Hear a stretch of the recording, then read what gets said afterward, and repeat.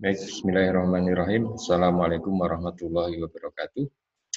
Alhamdulillahirrahmanirrahim. Puji syukur kehadirat Allah Subhanahu wa Ta'ala. Kita masih diberikan kesehatan sehingga bisa meneruskan belajar untuk mata kuliah menggambar teknik. Ya, pada kesempatan kali ini kita akan membahas tentang ukuran atau dimensi. Ya, pada bagian-bagian sebelumnya kita sudah mempelajari bahasa grafis, yaitu gambar teknik. Ya, komponen dasar untuk menyampaikan ide kita tentang bentuk dari komponen atau dari produk.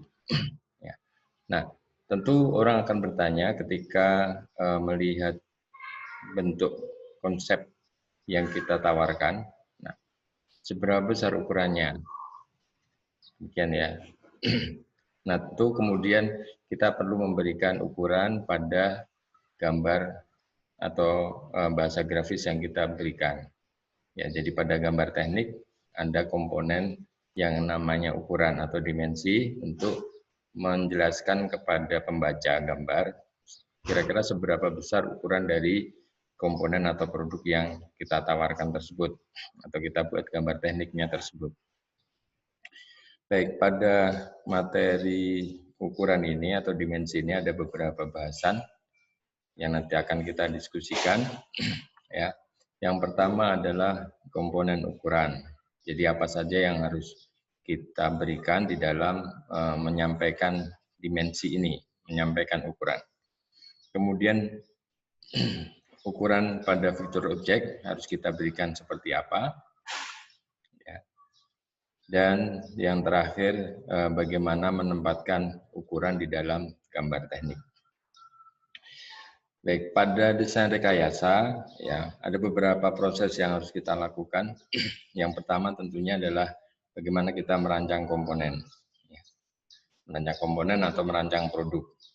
Ya. Di sini kita bisa berikan ide kita terkait dengan komponen atau produk dengan sketsa. Ya.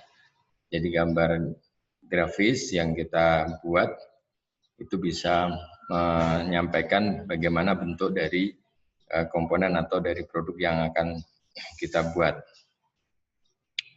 Nah, dari perancangan komponen ini kemudian dilanjutkan dengan proses pembuatan gambar. Ya. Ada gambar multiview yang bisa kita buat. Ya. Nah, gambar multiview ini bisa menyampaikan terkait dengan bentuk dari objek atau bentuk dari produk. Kemudian, nah di dalam gambar multiview ini juga perlu ada pemberian ukuran. Ya, di mana dengan pemberian ukuran itu kita bisa tahu bagaimana besar atau ukuran dari fitur dan di mana lokasinya. Ya, jadi misalkan ada lubang, berapa besar diameter lubangnya, kemudian posisinya di mana lubangnya tersebut. Ya, dan juga informasi-informasi non grafis yang lain, seperti misalnya bagaimana tingkat kekasaran permukaannya, bagaimana cara proses penyelesaian permukaannya, dan sebagainya. Nah, kemudian yang terakhir adalah setelah semua gambar dengan dimensi-dimensinya sudah kita berikan, sudah kita buat, maka langkah berikutnya adalah manufakturnya, yaitu proses membuat komponen atau produk itu sendiri. Ya, jadi itu rangkaian dari bagaimana mulai dari ide terkait dengan produk ataupun komponen ya sampai ke proses manufakturnya. Dan kita akan pelajari satu persatu bagian-bagian tersebut.